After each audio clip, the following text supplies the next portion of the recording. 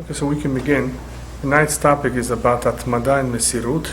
In English, that is perseverance and devotion or dedication.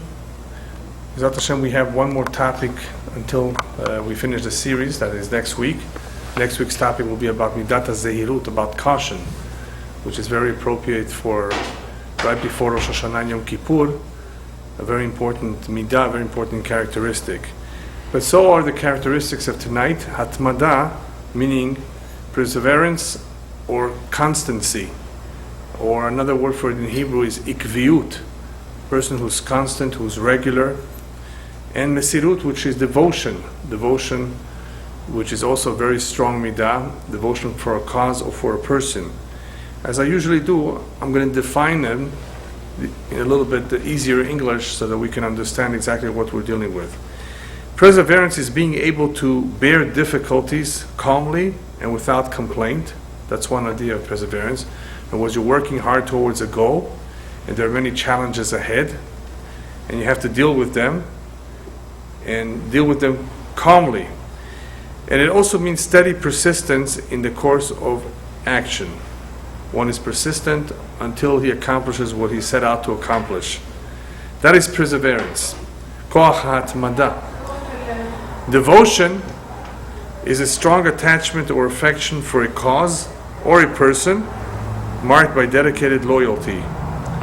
Devotion is also commitment to some purpose, and if it's about religion, it's religious zeal, that someone is committed to perform and to do whatever it takes to accomplish or to comply with what he's being asked to comply with. These are very, very strong midot, very powerful midot, characteristics that are extremely important if one wants to succeed in the more difficult challenges in life. As there's a saying, the secret of success is constancy of purpose. You set out to do something regardless of what it is. One of the ways to succeed is to be constant about it. Latmid beze, not to give up. You need to, of course, be sure about it. You need to be strong-minded. There are many other characteristics that we've spoken about throughout the year that are very important. One needs to develop in order to have a successful relationship, a successful marriage, a successful kesher, connection with Hashem. Many, many midot that are important to succeed in life. This is one of the more important ones too. Because even though you admit something, you agree with it, you understand it, if you're going to be lazy about it, if you're not going to pursue it, or you're going to do it half-heartedly, sometimes yes, sometimes not, then it's not going to work. So, in order to be able to achieve many of the things that we want to achieve in life, we need to have hatmada and mesirut. We need to be persistent about it. We need to be devoted to the cause. Because the success in our efforts will depend on this midah, you can already imagine the biggest obstacle. The biggest obstacle that the Yetzer Hara, the evil inclination, will put forward, is called Hesech Hadat. Hesech Hadat means distraction. Distraction is one of the greatest evils in life. People come into this world, and the Yetzer Hara does an excellent job in distracting people. Have fun, enjoy life, go on vacation, be distracted. Do you know what would happen in this country or in any country in the world if there would not be any sports? Could you imagine what would happen to the people? There would be a revolution.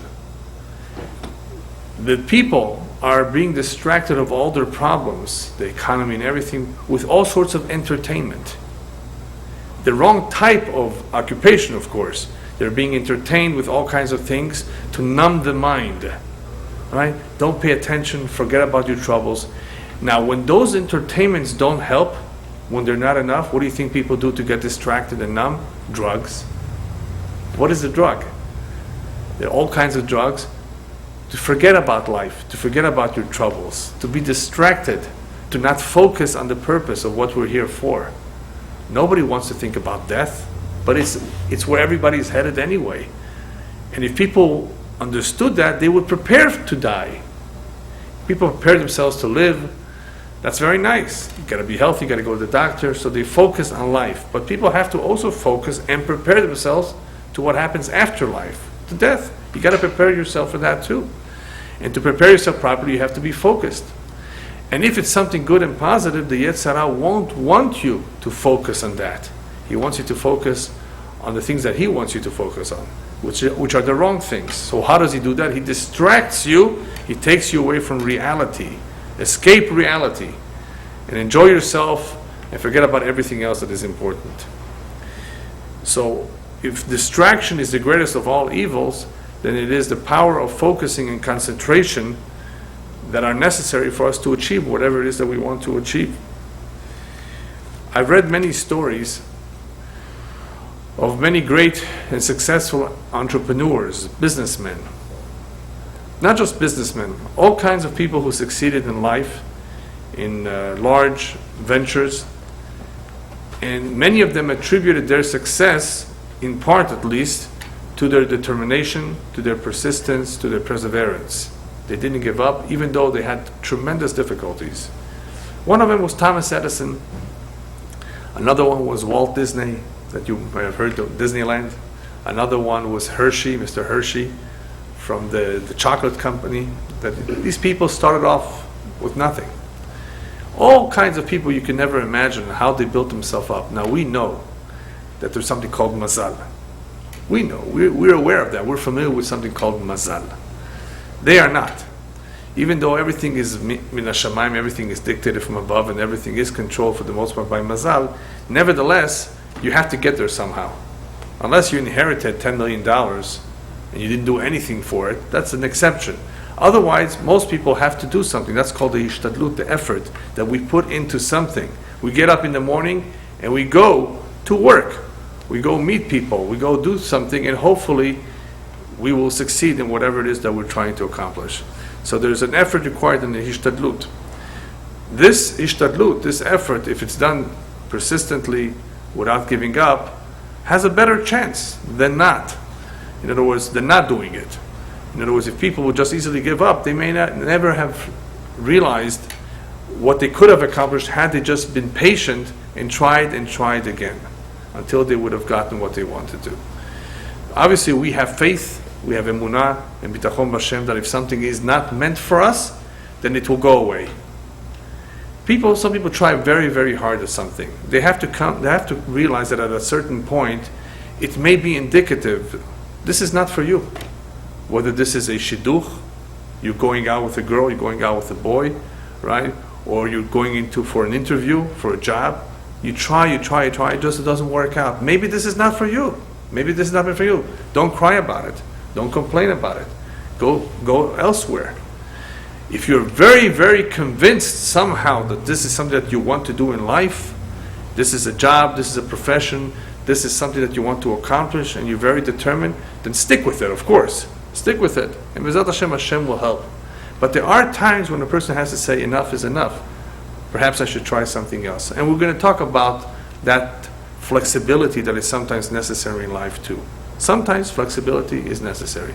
But otherwise, this midah of being persistent, of persevering is very, very important, because there are so many difficulties and struggles and challenges in life that distract us, that cool us off, that discourage us.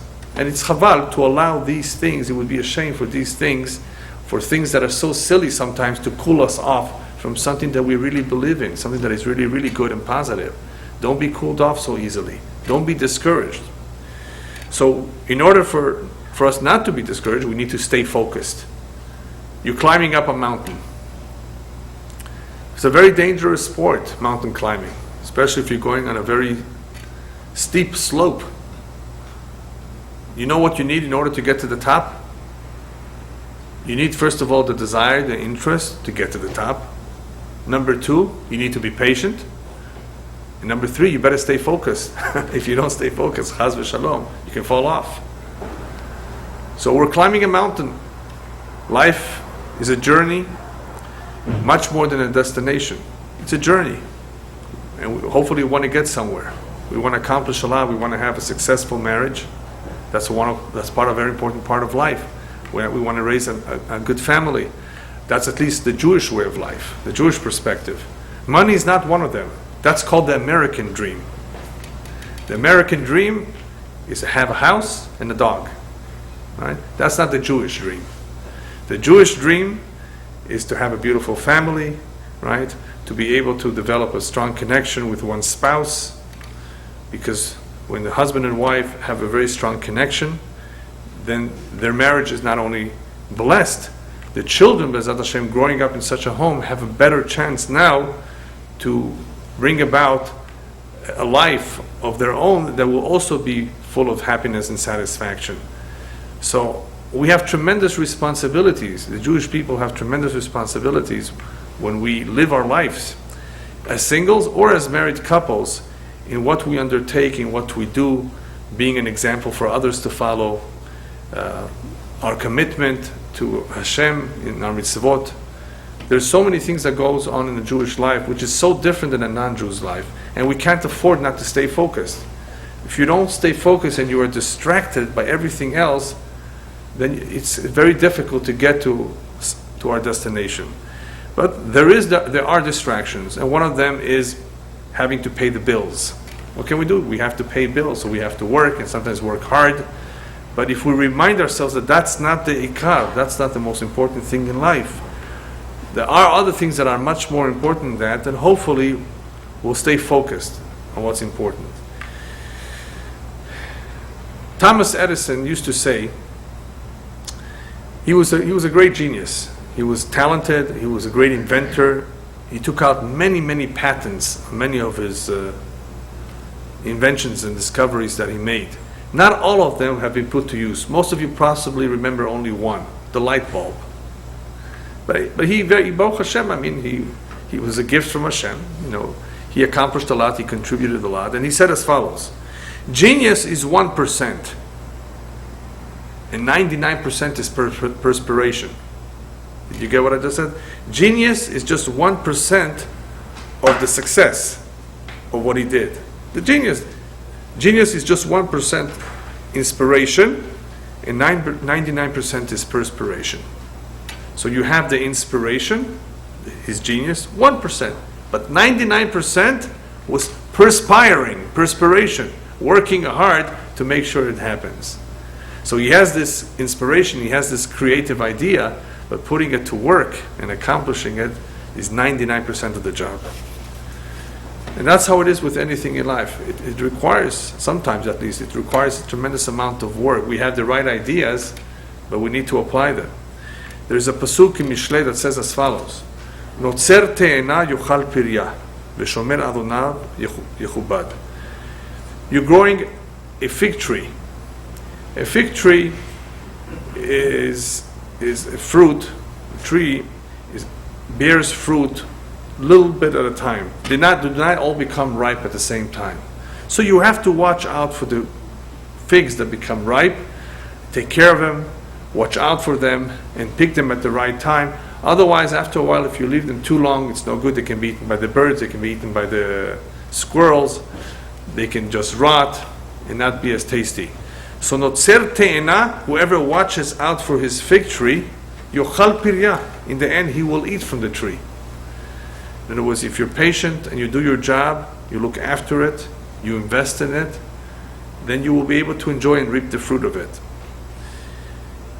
Rabbi Akiva, who is known to most of us as a great sage, great Talmid Chacham, Tzaddik, who accomplished many things in his life, had thousands upon thousands of students. Up until the age of 40, he was an ignorant person. He didn't know not a word of Torah. Did not even know how to read. And if you would try to have a conversation with him about Torah, he would tell you, it's something too difficult, it's something beyond me, I can never do it at my age. But one day he was sitting next to a rock, and there was water that was coming down on it, drop by drop. And he looks closely at the rock and he notices how there is a hole in the rock. And this hole was shaped as a result of the constant water dropping on it. He says, that's incredible. Water is soft and the rock is hard. How could it be that the waters succeeded in penetrating the rock? It's only as a result of the constant dripping down on the rock that it was able to perforate even something as solid as a rock. And there's actually a saying in Latin, I wonder where they took it from, but the Latin saying is pretty much the same idea. Gutta cavat lapidem non viset saepe cadendo. A drop is able to perforate a rock, the saying goes in Latin, not by its sheer force, but by its constant dripping. Constantly dripping. The power of constancy has a tremendous koach, that even though it by itself is not so strong, but by the sheer force of constant dripping, it will be able to perforate the rock. So what did Rabbi Akiva do? He learned a lesson from this. He says, if the water that is so soft, through constant dripping, can perforate such a hard rock, the words of the Torah can for sure penetrate my hard head. With time, person learns Torah day after day, week after week, month after month. The words of the Torah will penetrate. They will, even at a later age. This is a man at the age of 40. He lived to the age of 120, and he accomplished more than most people. Tremendous amount of accomplishments, tremendous heights of Torah, through his determination, through his perseverance, through the many years of study, through this one lesson that he learned from the water on the rock, which is a very true lesson that we can apply it in our life. It can happen. If you give it enough time, almost anything can happen. There's another pasuk that talks about falling, failures. Sheva yipol tzadik vakam. Sheva yipol tzadik is a way that Mishlei describes to us that a tzadik sometimes makes mistakes. He falls, but he gets up. Sheva. 7 times he may fall, one after another, repeatedly, over time. He makes mistakes, but vikam.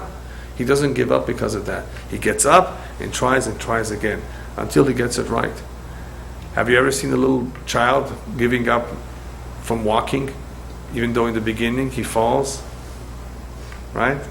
I don't think children give up so quickly. They have this determination, they're going to succeed. And the same thing is with riding a bike. I think most of us, when we started off learning how to ride a bike, we fell. We didn't do it right the first time. Sheva yipol tzadik, but vakam. Person makes mistakes, he falls, but he gets up. That is the right attitude. Not everybody does it, but the right attitude is to get up and do it again and again and again until it comes out right. Very important not to give up hope. If we apply this idea to marriage, what we find is something very interesting. There's no doubt that marriage, being one of the most important parts of our life, of a Jew's life at least, requires investment. We know that. We all know that, but we don't think about it so much. It requires investments. Investment on the two sides, husband and wife. Now I want to ask you a question. Think about it for a minute.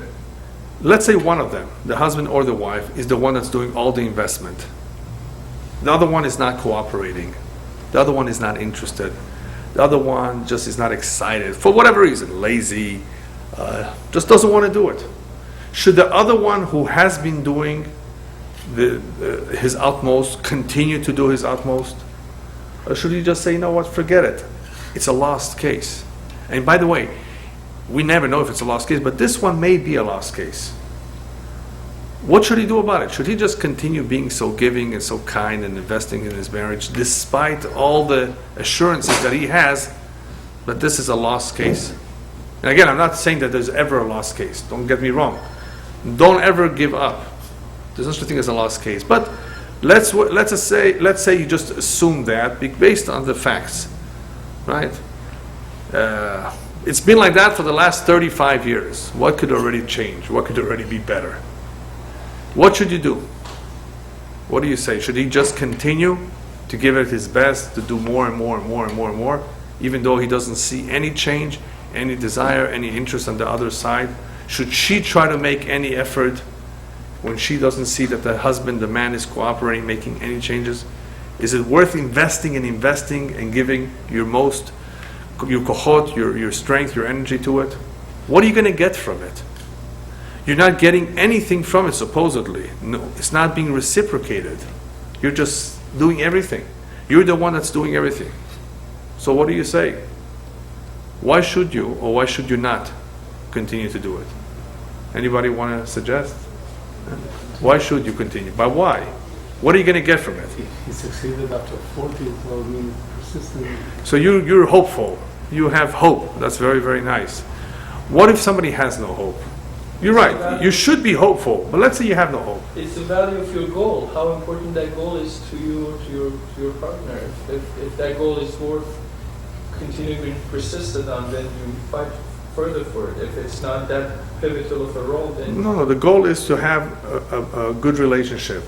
You buy your spouse a gift from time to time, you say the kind word, you do the right things, you compliment, you send an anniversary letter, a birthday card. You do everything according to the books. You follow the rules. The other one is not cooperating. Let me give you another example which is more prevalent. In the world of teshuvah today, when people are coming back to the roots and becoming stronger, sometimes what happens is that one spouse becomes stronger, the other one is falling behind, does not want to progress as far. The husband says, I want to keep Shabbat. I want Shabbat, I want Kiddush. I don't want you to work. And the other one says, no, I want to be able to drive in my car to go see my parents. Very typical in certain communities, right? Without mentioning names. Right? A problem. One wants to be more religious than the other. One has become more religious. One is excited about it and he begins to do it. The other one says, no, I'm not interested. Now, they're not getting divorced yet. But what should that other one who wants to be do about it? Continue? Not do it? For the sake of peace, shalom bayit. I get this question from time to time. So it's a similar idea, similar question, similar issue. What do? One continues, wants it, and these are positive things. He's doing the right thing, or she's doing the right thing. The other one is not going along with it. The answer is continue. Of course, continue to be strong in what you're doing, continue to invest, continue to do your best. The reason for it is as follows. Even in the event that the other side never, which you don't know, but let's assume never will cooperate or will go along or be as excited and devoted as you are, this investment that one is putting into the relationship will bear fruit. How will it bear fruit? First of all, people forget that when they do the right thing, it does something to themselves. When a person becomes more religious, more observant, he keeps Shabbat, it will do something to him, to his neshama, to his soul. He will be so much happier with himself. He'll feel so much better. He will have things in the proper perspective. It's like somebody who has a -9 for eyeglasses. That's a very poor vision. 9, very poor vision. You can't see anything without your glasses. All of a sudden, somebody gives him a pair of glasses. He starts seeing the entire world. Everything comes into focus, colors, details that he could not see before.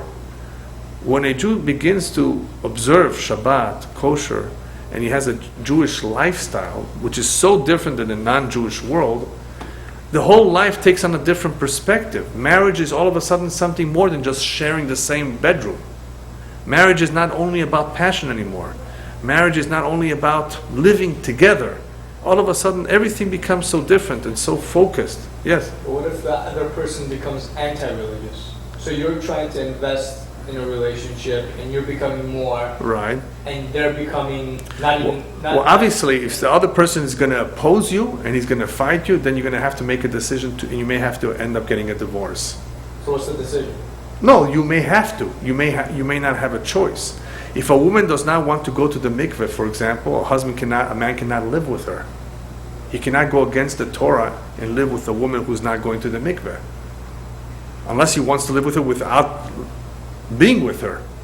That's a very difficult situation, unless they're during their 90s, maybe. Yeah. Right? Yeah. Maybe, you know. But even then, if you want to hold her hand, hug, or kiss, that's also, at 90, that's also still possible, hopefully. The woman doesn't go to the mikveh, how are you going to do it? And the man who does not have a woman who wants to be intimate with him, I mean, then he doesn't really have a complete life. Then he's entitled to seek somebody else, of course, to end this marriage, and she will be the one to lose out if he was a good man in other ways, just because of this thing that she didn't want to. But some people don't use common sense. You sometimes give in a little bit to get a lot more. So in answer to your question, if it's something which is not bearable at all, then obviously that's when we have a get, a gerushin, a divorce. But that's the last resort. The divorce is always the last resort. It's never, okay, we can't get along, let's forget it, let's try something else. Right? No, it doesn't work like that. Usually you have to do your best, and you have to hope, and you have to pray, get help if necessary to make things work. So in the case of a relationship, a person, a man or woman, if they continue to give of themselves in doing the right things, they will become better people. They will gain by themselves a lot more, even though they don't have results in the family, in the relationship. The children, when they see their dad, how he's been so nice to their mom, despite everything, or when the children see how the mom has been nice, I have to be fair to the women. When the children see how the mom has been fair, has been so good to the husband, to the father, even though he hasn't been so cooperating, wow, I had the best mother, they will say. I had the best father. They will remember that for the rest of their life. It will definitely leave a mark on them. So you don't want to do it anyway? Be the best that you can, because you will gain from it, and so will your children gain from it by being a good person. Don't not be a good person. Don't not invest just because the other person is not investing or cooperating. There's so much to gain, even though the two sides are not working together. So continue to do what you believe is right in religion. Continue to be as nice as you can. Continue to do the right thing regardless. There's a pasuk that pretty much that explains this point, but this one has to do more with friendships. Re'acha v're'a avicha al ta'azov. Another pasuk in Mishlei. A good friend of your dad, don't abandon them. Invest in the friendship. Be devoted to the friendship, to the relationship. Never let go of a good friendship. A good friendship is a great, valuable asset in life.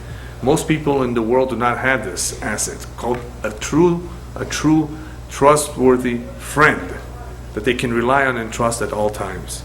People have acquaintances. We all have hundreds of acquaintances, people that we know. We go to their weddings, we go to their bar mitzvah, we share times together, but are they very true friends? No. You want to know if somebody's your true friend? Ask him to lend you some money.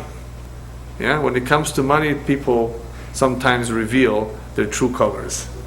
As the saying goes, a friend, when do we know who our true friends are? In time of need. In time of need, we know who our true friends are indeed. When you are in a need and somebody comes, he's there for you, you know if he's a good friend or not. So if you have a good friend, you have a good friendship with someone, be devoted to it, invest in it. And that is why the rabbis tells us when it comes to friendship, acquire for yourself a friend. Acquire, you know what acquire means? Acquire means make it your business to invest in it, to do whatever it takes, even in the late hours of the night, to invest in this friendship, be devoted to it. And then it will be a part of you, it will be a true acquisition. But what about Re'a Avicha? What does he mean by the friend of your father? So the commentaries tell us the friend of your father is referring to Hashem. Don't ignore him, be as devoted to him, to that relationship, to that kesher, to that connection as well. And this requires even much more devotion, because as the rabbis tell us, when it comes to avodat haboreh, when it comes to the service of Hashem, we have a tremendous yetzer hara that is trying to distract us, as I mentioned earlier. And because of that, it requires a lot more work, a lot more immersion to be able to maintain a strong connection. The same is true with Torah. Rabbis tell us, if you once learned to be a carpenter, a plumber, or any other profession that you may have, and you did not review the material, you did not practice for a long time, you may not forget what you once knew how to do, because you've done it for a while, you've learned it, and it's a profession, you got used to it, you have the tools, You pretty much know what to do, even though years have gone by. When it comes to Torah, if you're not constant, if you're not dedicated to it, if you don't regularly learn it and review the Torah, you will forget it. And not only will you forget it, you will also lose the protection that it offers you against the Yetzer Hara, against the evil inclination. The Torah does so much to people. It gladdens their heart. It fills them with faith. It strengthens their faith. It protects them from sin. It does so much to an individual. So without the regularity, with the constancy of learning Torah, the Jew loses so much. So learning Torah or any mitzvot, anything that has to do with spirituality, with avodat haboreh, requires tremendous amount of work and much more investment, much more effort, because that's where the Yetzer Hara tries to distract us the most. This is the greatest weapon against him, so he's going to put up all his army against you to stop you from coming to a class. People come home, they're tired. It's 8 o'clock, they haven't eaten dinner, they're tired, they're falling asleep. The Yetzer Hara tells them, don't go to the class, go next week. Or you can hear it on the internet. Sure. And the truth is, what is the difference if you can hear it on the internet or not? Well, first of all, in a class you have the opportunity to ask questions, not on the internet. Yeah? And it's different. It's a different experience. A class, first of all, means that you made the effort to stop what you're doing. You gave it importance. You took the time. So you had the mitzvah not only of hearing, learning, but of going. There's an extra mitzvah, an extra credit that one gets for actually going and participating. He could have been sitting at home, playing sheshbesh. Yeah. Or what else would people do if they don't learn? Right? Or watching some movie. He dropped that because he realized the importance of this.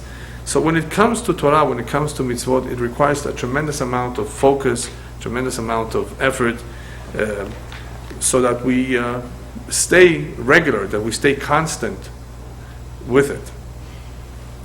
The Rambam says something similar. The Rambam says the Jewish people have 3 crowns. There is the crown of Malchut, of royalty. Who got that? Shevet Yehuda. The Shevet Yehuda, that's where we have the majority of our kings. There's a crown of priesthood. Kohanim, who got that? Whoever is from Shevet Levi, especially the Kohanim. They have the crown of priesthood, special treatment, special service in the Bet HaMikdash. And then there's the crown of Torah, the Keter Torah that anyone can put on. Anybody can acquire it, as long as he devotes himself to that.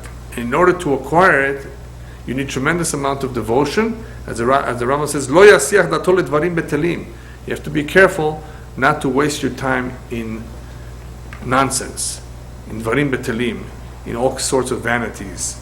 It will not be possible to acquire the crown. When we talk about the crown, what do we mean by crown? We're talking about really being involved and immersed in Torah, making that a part of your life. You cannot just do it 15 minutes a day, half an hour a day. That's very nice. It's a mitzvah that is better than nothing, but that will not give you the crown of Torah. You want to be a big Talmid Chacham, you want to be knowledgeable in Torah, you want to be able to succeed in Torah. It requires a lot more time and effort. Big rabbis have become big rabbis not by spending an hour a day.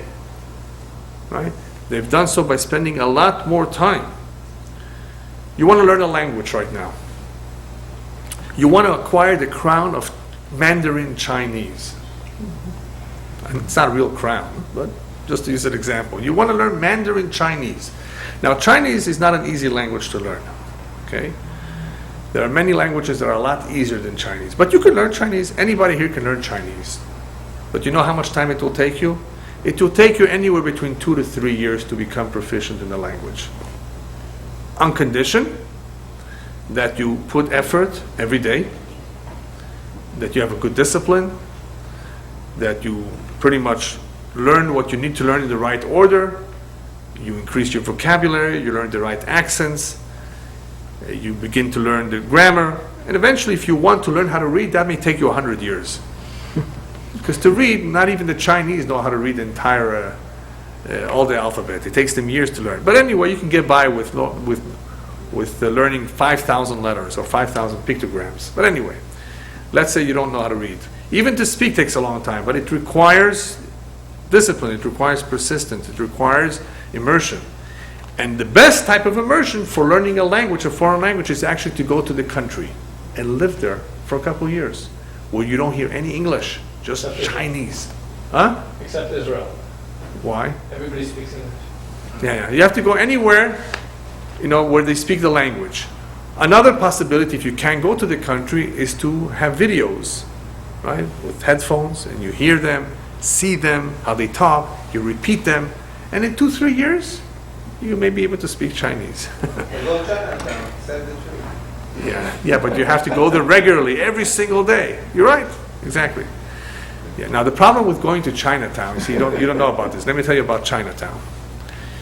What did I say? I said Mandarin Chinese. If you go to Chinatown, you will find people speaking Cantonese, Fukienese.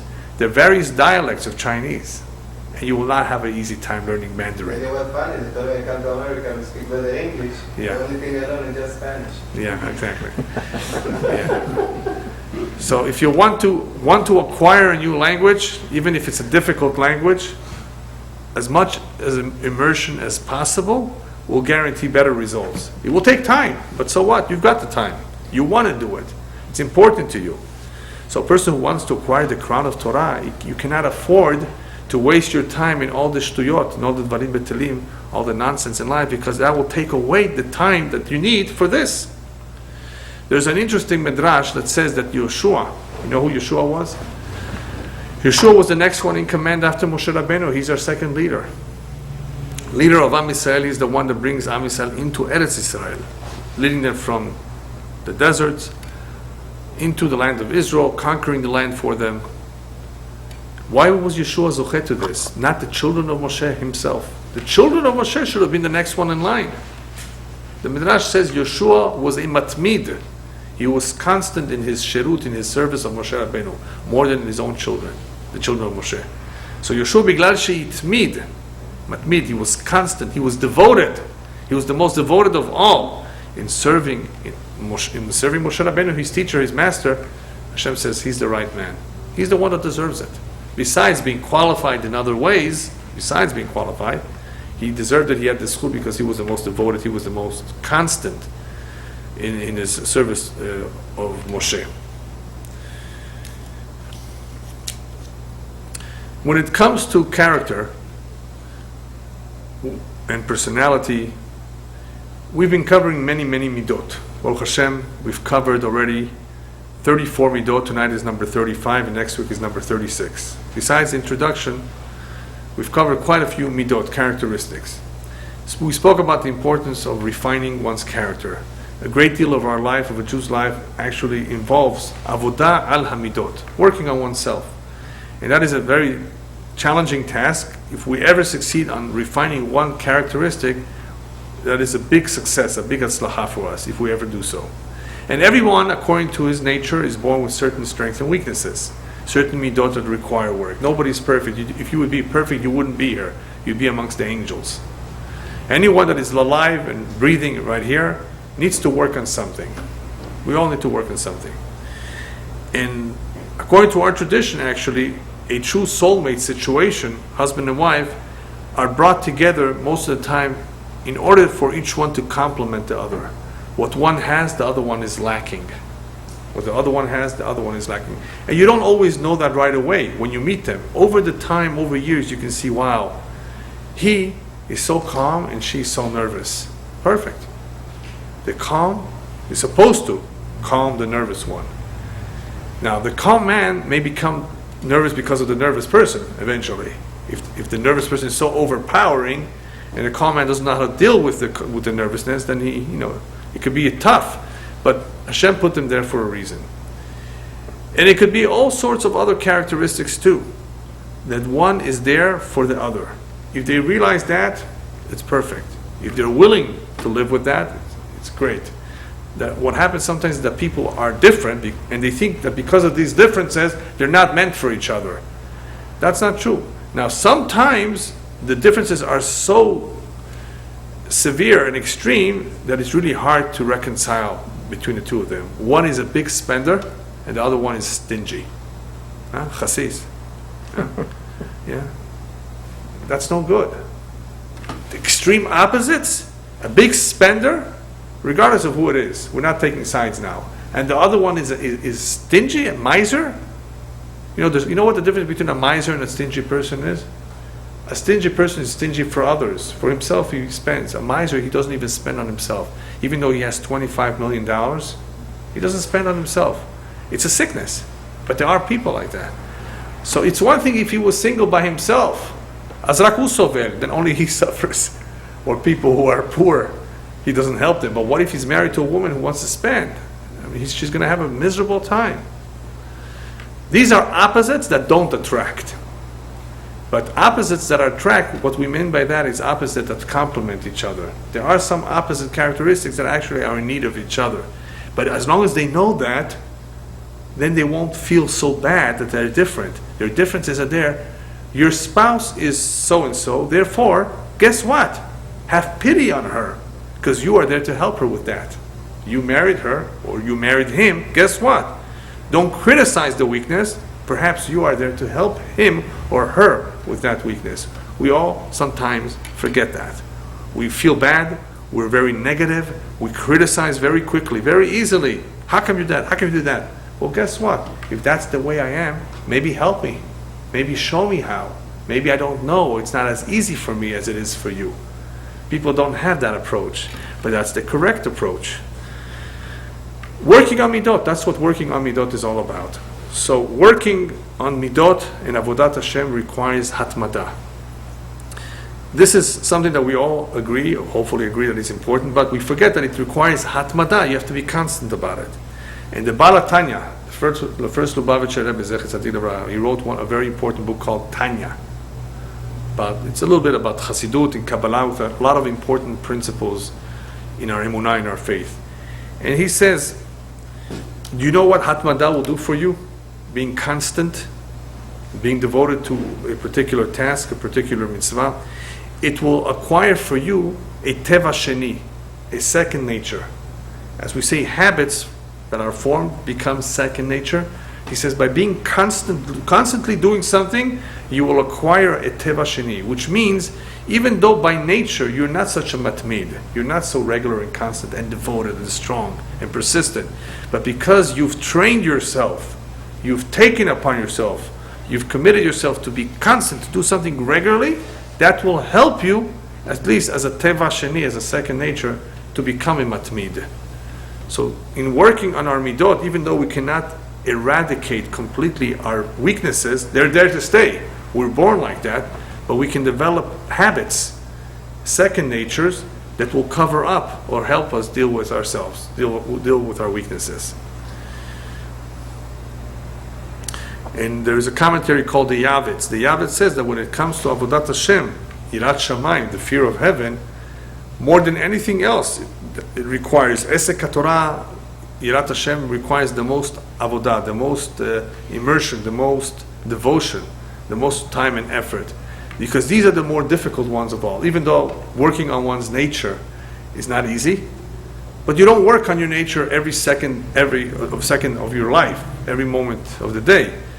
Avodat Hashem, which involves Yirat Shamayim, Esek HaTorah, the learning of Torah, that requires our full attention almost all the time.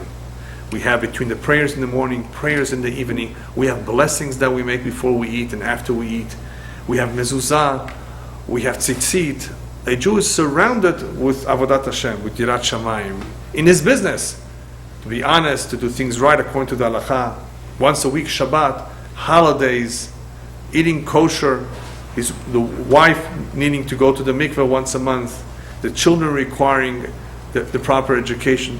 A Jew's life is continuously surrounded by Avodat Hashem in Yirat Shamayim. So that requires a lot of attention. And that attention means hatmada. Giving it your full devotion, attention, means being matmid, being constant, and persevering, and doing it and not giving up hope.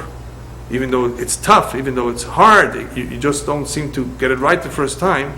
This is so important, so crucial, that we just can't give up. We continuously try to improve ourselves, improve our kesher with Hashem, improve our performance in the mitzvah, because we realize that this is so crucial to us.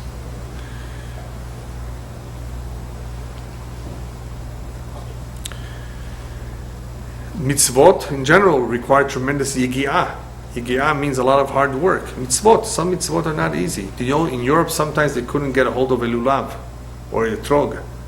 In Italy, had the trogim. There are some countries that do not. Where are they going to get a trogim from now? Today we have Federal Express, I know. Right? Today everything is quick. You can get anything from any part of the world, anything you can imagine, any fruit. You want to get rambutang from Indonesia? You want to get all kinds of exotic fruits? No problem. If you're willing to pay the price, Federal Express will get it to your door. Right? Once upon a time, these things were difficult. It required a lot of work and dedication. If people cared about it, they went out of their way. And they paid lots of money because they realized the importance of this. So when it comes to mitzvot, it requires a lot of work. It's not easy. Nobody said it's easy. However, once you do it, it will become easier. Over time, it does become easier. And this is what Tehillim says, that one of the goals of a Jew should be Kim betorat Hashem hefzo ubetorato yehge yomam v'layla. One of a Jew's goals should always be to desire to learn Torah on a regular basis. Torat Hashem hefzo, that is his desire. Ubetorato yehge yomam v'layla, that he should be immersed in it day and night. That should be his desire. That he should have the merit of being able to work less and spend more time with his family, spend more time with Hashem. A lot of people spend countless hours working overtime because to them money has become an idol that they worship. They're workaholics. That's not the way it should be. David HaMelech in the very beginning of Tehillim says, Kim betorat Hashem hefzo, your desire should be in the Torah. Your desire should be to learn. And of course, you should have an interest in having a good connection with not only with Hashem, with your kids, with your spouse. For that, you need to give them attention too. If you're only going to be working, making more and more money, how are you going to have all of that? It's impossible. There's only so much time during the day. So what are your priorities? David HaMelech says one of those priorities should be the Torah. Another one, of course, is the family and the children. Look what a blessing, what a gift Hashem gave us with Shabbat, that once a week you have to stop, you don't work, and you spend time with your family, hopefully. As long as you don't fall asleep on the table, of course. Right? As long, you're being forced to stop. Enough of 6 days working a week. Now spend time with them, spend time with Hashem. Eat, enjoy good food, rest a little bit. Life is not only about work. There's a lot of other things in life that are much more important. So how is this brought to our attention? It's forced upon us on Shabbat. Rosh Hashanah and Yom Kippur, which comes once a year, also forces us to stop and to reflect and to think, wait a minute, am I doing the right things? Am I going on the wrong freeway? Am I headed to the right place? Or do I have to get off the next off-ramp and make a U-turn and get on the right freeway? Rosh Hashanah and Yom Kippur are intended to make us stop on our tracks, to reflect, to be able to think, what are we doing with ourselves? A lot of people are not doing the right thing with their time. What a waste of time. Time is the most precious commodity that we have, and people are misusing it for the wrong things. What a shame. What a waste. Kriyat Shema. What do we say in the Kriyat Shema? In the Kriyat Shema we say, V'shivtecha bevetecha, v'lechtecha baderech, v'shobecha uvkumecha. That our love for Hashem, our study of the Torah, our performance of mitzvot should be at all times. This is a priority. This is something that we should care about. Whether we are home, whether we are walking, whether we are traveling, when we get up, when we go to sleep, at all times. Why does it say so? To remind us that this is something that should keep us busy all the time, not just once in a while. This is something important. And as a result of being attached to Torah and mitzvot, being immersed in Torah, we will be protected from sin.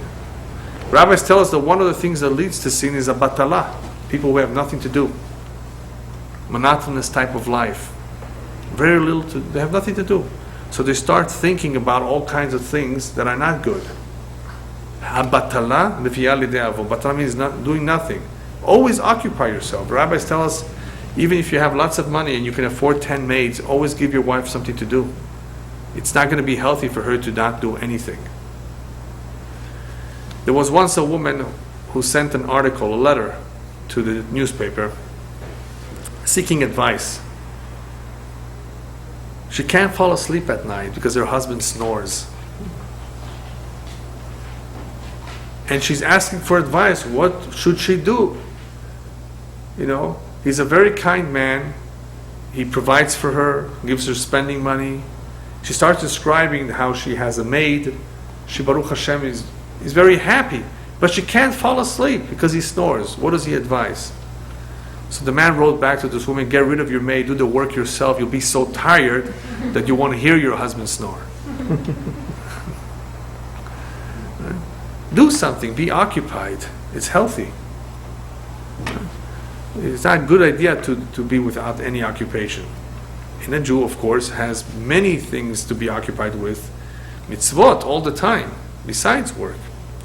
And these occupations, of course, will be a tremendous benefit for his neshama, for his soul. Now that we have a little bit of an idea of how important and how powerful devotion and perseverance is, you can appreciate now how many of our forefathers, because they had these characteristics, and they had also a faith, shayta lo mitpasheret, and a faith that was uncompromising, along with this devotion and perseverance, that because of that they were prepared to give their life if they had to. Mesirut nefesh. We spoke about mesirut, devotion, but there's something called mesirut nefesh, being prepared to devote or to give or to sacrifice your life. How were they capable of doing that? Because of their strength of conviction, because of their perseverance, of continuously doing a mitzvah. When you continuously do something and you believe in it very strongly, you develop a deep root system. And when you develop a deep root system, even if you have a strong wind outside, it will not easily knock down a tree that has a deep root system. When there's a big hurricane, maybe the palm trees will come down easily, because that palm trees have a shallow root system. Look what happened in Spain.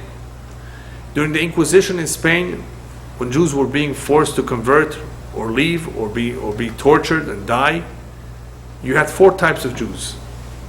4 reactions to this challenge. We spoke about challenges. How did they face the challenge? Some of them could not face the challenge. They gave up, converted.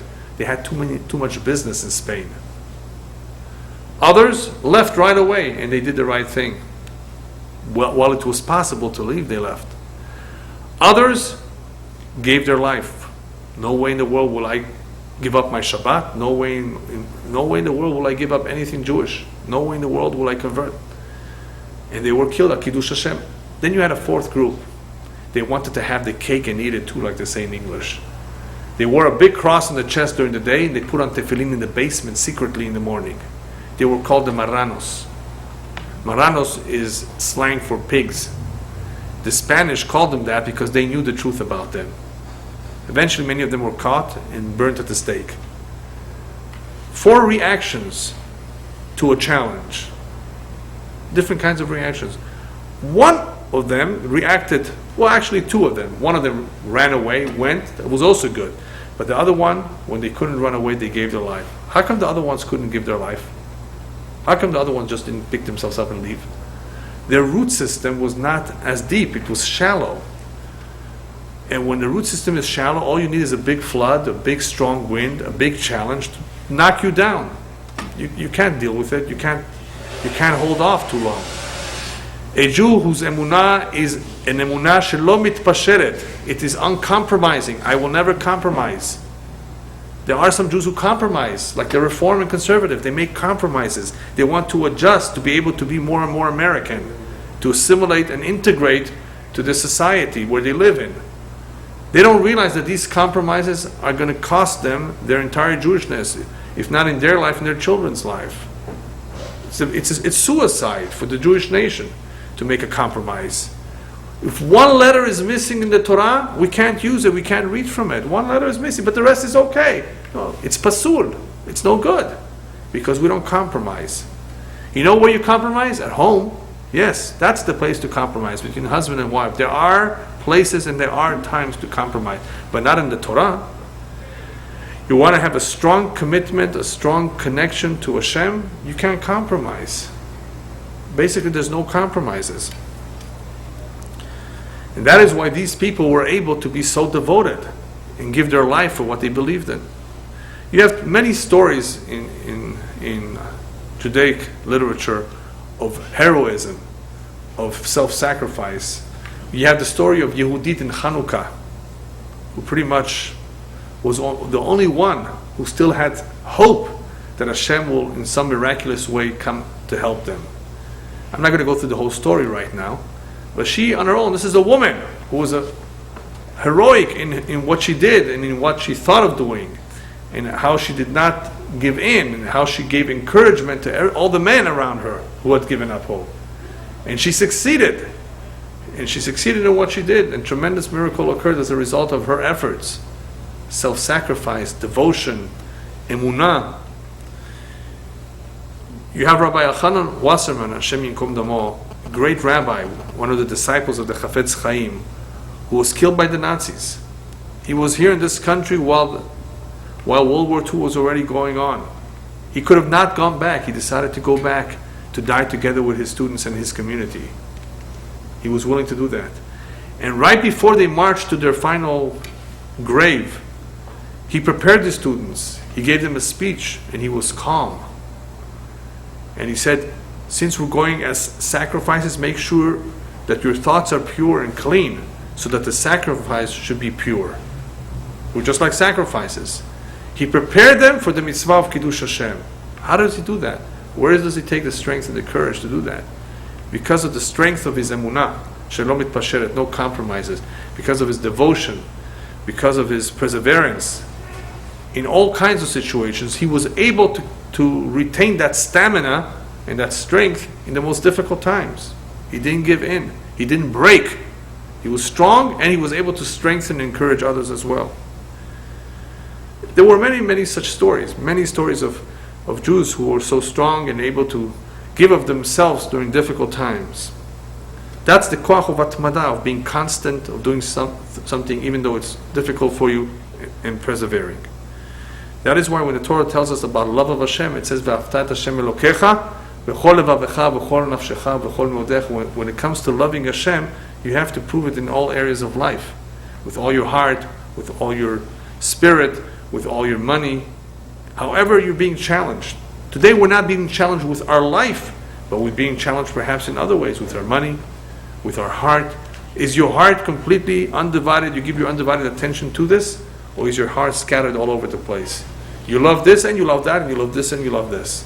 Elyahu Navi, one of the greatest prophets that we ever had, approached the people of his generation, and he says, until when are you going to be dancing at two weddings at the same time? You know, it was trying to have the cake and eat it too, trying to serve Hashem and worship idols. You can't do both. They're contradictory. You can't have both. Decide, is Hashem hu Elokim, or is this your God? Decide which one is your God. You can't have both. I know some Jews make Kiddush on Shabbat. Very nice. At least they do that. But in some ways it's a contradiction to what they do during the rest of the week. They go and live with a non-Jewish girl, a Goya, Korean, Spanish, and these non-Jewish women may be very nice women, but they're not Jewish. But he makes Kiddush Friday night. What do you say to that? That's poseach al shtei seipim. He's trying to be a Jew. But he's going with a Goya, or doing other things that are contradictory. You can't have that kind of a life. Decide what you want to be. Now, I'm not telling him to stop doing anything that he's doing right. I'm not saying that.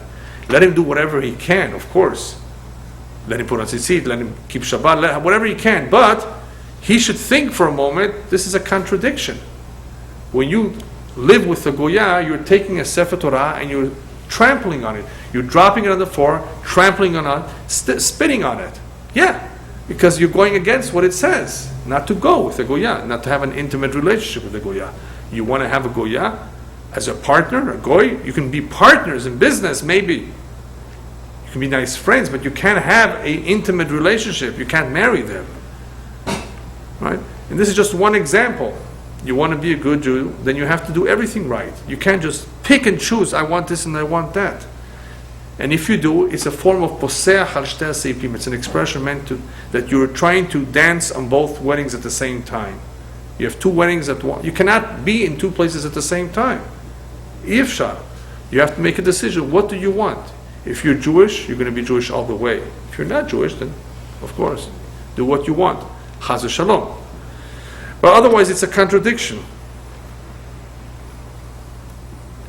So V'afta Hashem Elokecha is reminding us that our love has to be incomplete in one place, not all over the place. Now, let's talk about love for just a minute. A Jew who does not have a loving relationship at home, he's not affectionate to his wife. The wife is not so nice to her husband. Do you think they have a chance of being very strong in their relationship with God? It's impossible. If you're not good and you're not strong at home, and you can be, of course, then how could you be strong and good with Hashem? It doesn't work like that. If somebody is a crook in business, he's going to be a crook in many areas of life other than just business. If you lie at work, you may end up lying to your spouse. One who's a real liar, he cannot say, well, now I'm a good guy and I'm not going to lie. Now I'm a tzaddik and I won't do this. It doesn't work like that. If he's not too good in one area, in one place with certain people, he will not be able to be all of a sudden good and nice with other people. So the real test of one's commitment to Torah and mitzvot really can begin in one's home. If he's a good spouse, a good husband, a good wife, he's able to take that strength and that connection and apply it in other areas of life too. If he's very great with Hashem too, then he'd be able to pass it on to the home. But you cannot be good in one area and bad in the other area. I mean, you can be a very nice husband and very poor in your relationship with Hashem, but that's only because you're ignorant. There are people who are ignorant, don't realize how important that connection is. So they can be great husbands or wives without having a strong connection there. Not because they chose to, but because they don't know. There are a lot of those people. Nice people at home. What a great potential then for them to be great people in the synagogue, great people in mitzvot. Because they're good and solid in the home. Then they can prove themselves to be good and solid with Hashem. But you cannot intentionally be good in one area and not in the other. Same thing with your friends. If somebody is not nice to his spouse, you think he can be nice to his friend, I mean, it's not going to be real, it's going to be artificial. If you're a good man at home, you can be a good man elsewhere. If you're not nice at home, you're not going to really be nice outside the home.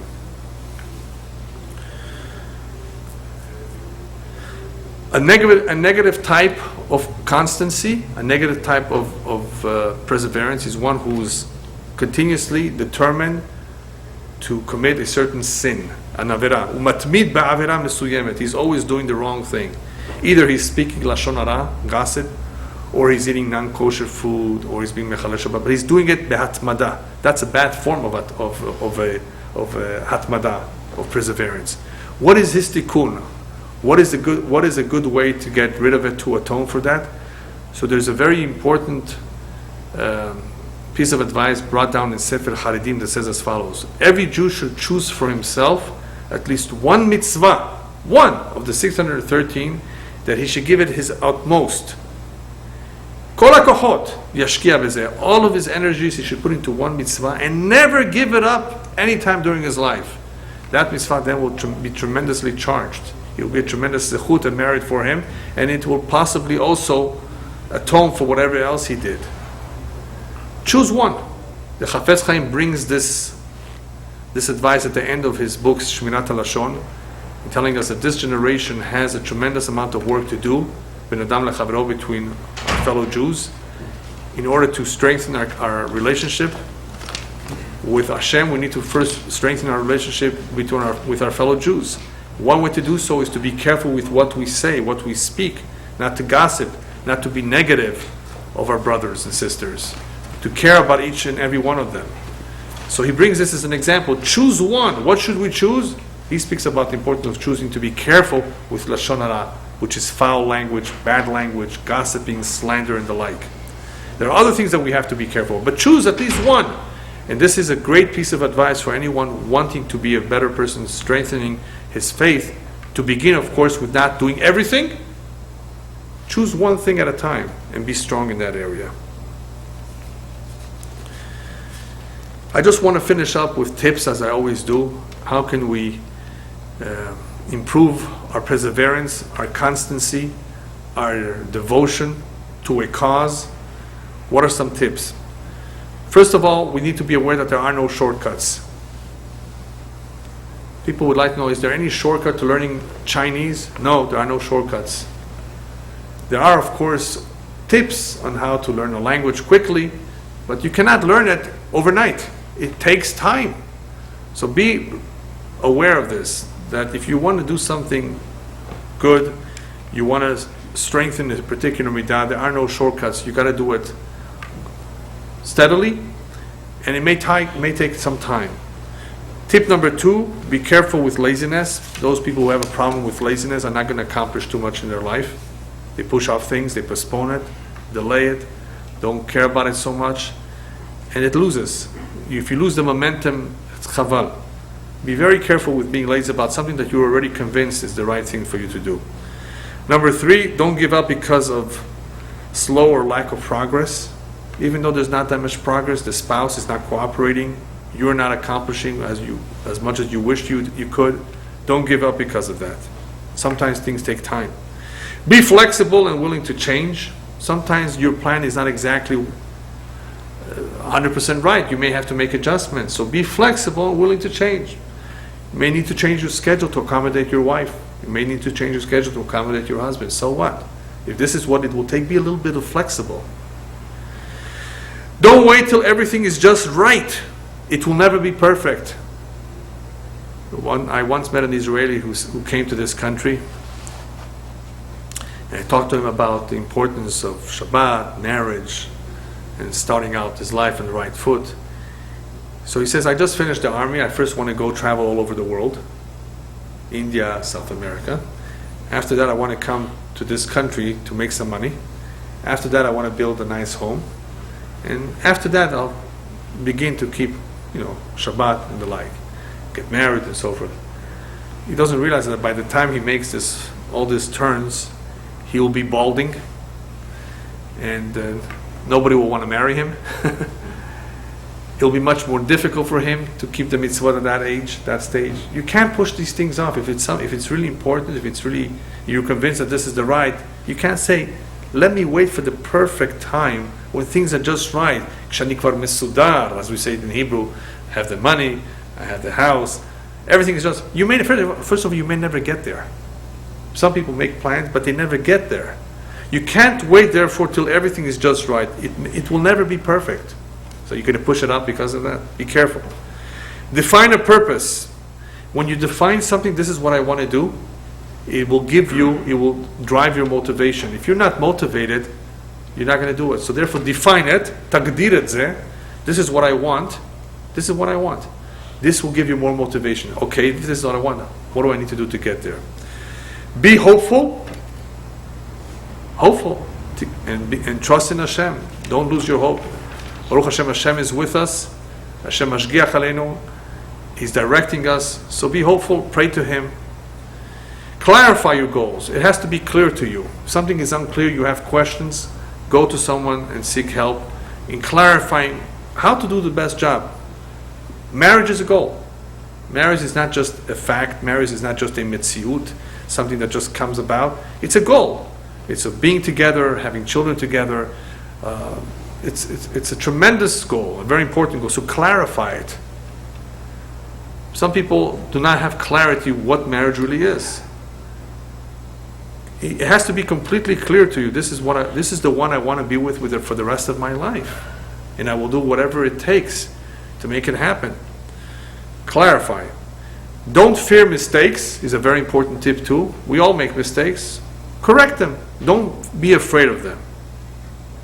And last but not least, the famous American saying, if at first you don't succeed, try and try again. If at first you don't succeed, it may happen that the first time around you didn't succeed, try and try again. I saw a very interesting saying. It goes like this: if you aim at nothing, you are sure to hit it. Did you all understand that? If you aim at nothing, you're going to get at nothing. Don't aim at nothing. Aim at something. Try to set a goal. Try to look forward to something in life. Don't aim at nothing. And last but not least, remember what we say many times in the prayer, Kavel Hashem. Libecha chazak v'yametz libecha v'kavel Hashem. In other words, be strong in your reliance and in your hope in Hashem. Trust in Him, look to Him, pray to Him, ask Him, speak to Him. Kavel Hashem chazak, strongly and truthfully. And you will see, v'yametz libecha, He will strengthen you. And even though you don't receive the response you were looking for, even though He doesn't answer your prayers right away, continue, kavel Hashem, continue. Chazak v'yametz libecha v'kavel Hashem. We say the words kavel Hashem again and again, because even though things don't work out the way we wanted it the first time around, continuously hope and pray. Prayer is something so special, so powerful. People underestimate the value of it and how effective it can be. Baruch Hashem, Am Yisrael is blessed and privileged to have this special connection with Hashem. Let us not forget who we are. Be proud of being Jewish and use the tools that you were given to be able to form this connection with Hashem. One of them is prayer. The other one, of course, is hope and emunah and the kiyum mitzvot, the observance of the mitzvot. The more one invests in this connection with Hashem, then everything else in life will fall into place. Everything else, his marriage, his business, everything will fall into place. But this is where it needs to begin. Therefore, the koach of hatmada that we began to speak about tonight, the koach of being constant, of being devoted, is such an important koach, it's such an important midah, because without it, people will easily give up if things don't work well, if they don't work out the way they want to. Don't give up. If you're convinced that this is the right thing, give it all you can. And one of the days, B'ezrat Hashem, you will succeed. Thank you. Amen.